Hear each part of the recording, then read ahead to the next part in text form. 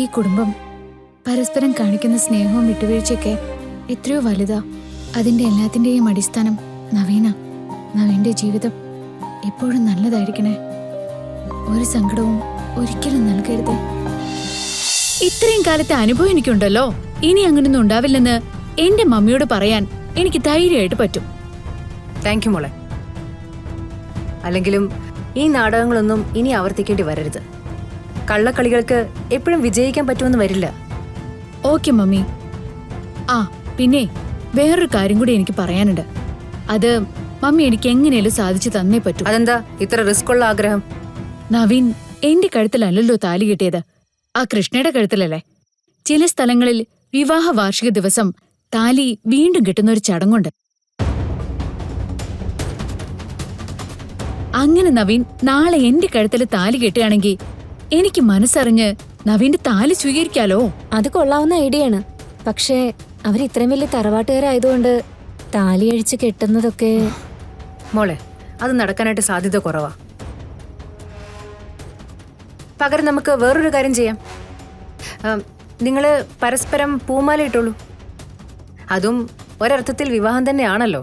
No mummy, അതൊരു കാരണവശാലും ഞാൻ സമ്മതിക്കില്ല.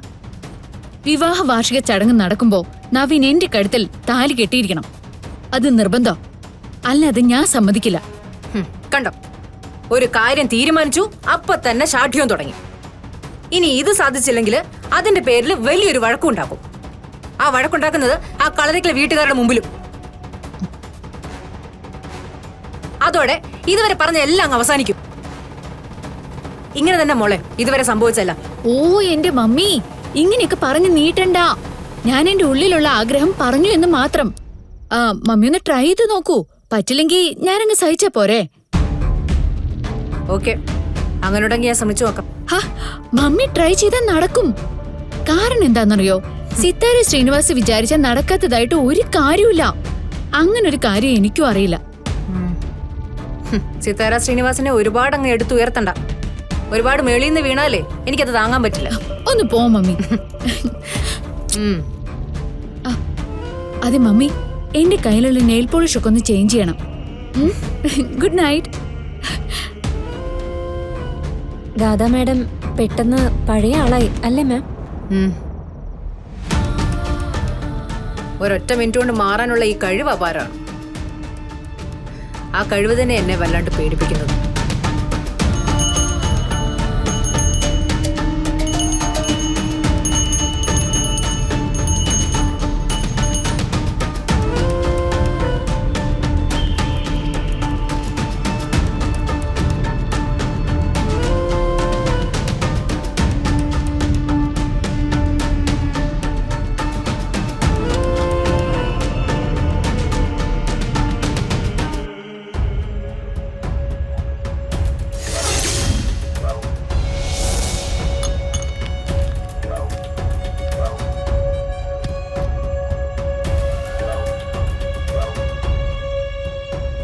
വിവാഹ വാർഷികം ആഘോഷിക്കും മുമ്പ് നവീനും കൃഷ്ണയും ഇത് പരസ്പരം അണിയണം.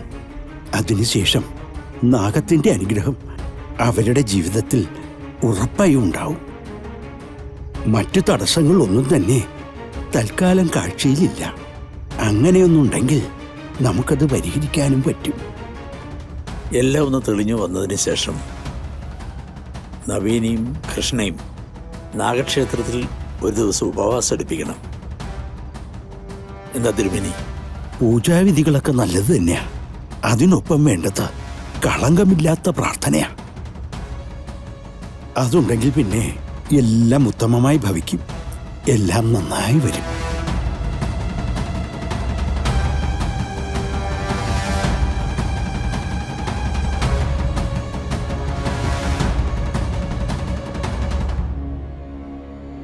വിളക്ക് കൊളുത്തിക്കോ മോളെ. കുറെ ദിവസമായില്ലേ നിന്റെ കൈകൊണ്ട് വിളക്ക് കൊളുത്തിയിട്ട്. ശരി മുത്തശ്ശി.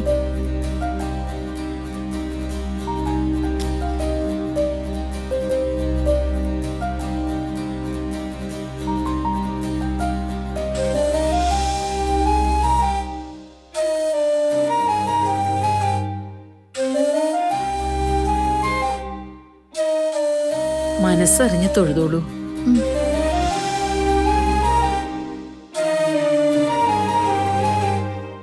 ഈശ്വര, ഈ കുടുംബം പരസ്പരം കാണിക്കുന്ന സ്നേഹവും വിട്ടുവീഴ്ചയൊക്കെ എത്രയോ വലുതാ. അതിന്റെ എല്ലാത്തിന്റെയും അടിസ്ഥാനം നവീന. നവീന്റെ ജീവിതം എപ്പോഴും നല്ലതായിരിക്കണേ. ഒരു സങ്കടവും ഒരിക്കലും നൽകരുതേ.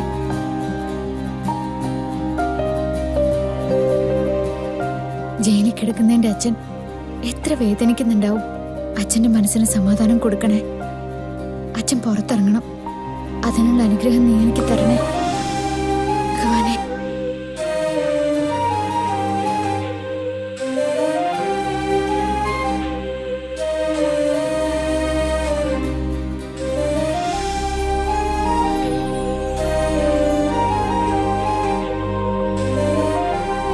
വാ മോളെ.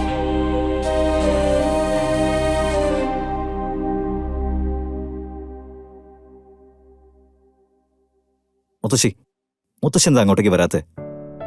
ഗാദയുടെ മമ്മയോട്ട് എന്തെങ്കിലും പിണക്കമാണോ? എന്ത് പിണക്കം?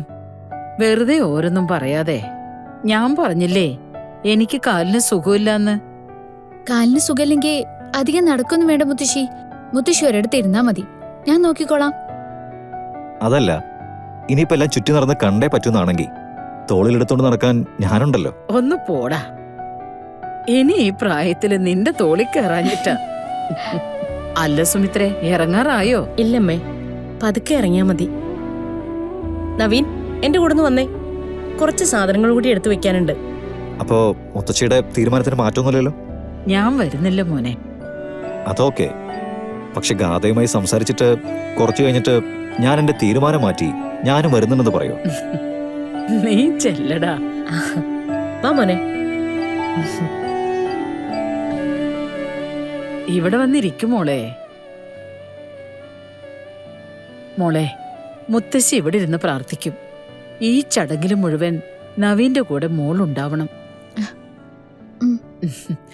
നീ തന്നെ ഉണ്ടാകണമെന്നാ മുത്തശ്ശി പറഞ്ഞേ. നവീൻ താലി കെട്ടിയ അവന്റെ പെണ്ണാ കൃഷ്ണ. ഈ വിവാഹ വാർഷികത്തിന് ഒരു നിമിഷം പോലും അവന്റെ അടുത്തൊന്നും മോള് മാറാൻ പാടില്ല.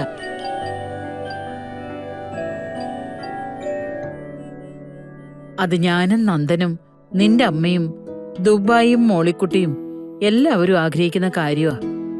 ദൈവം പോലും.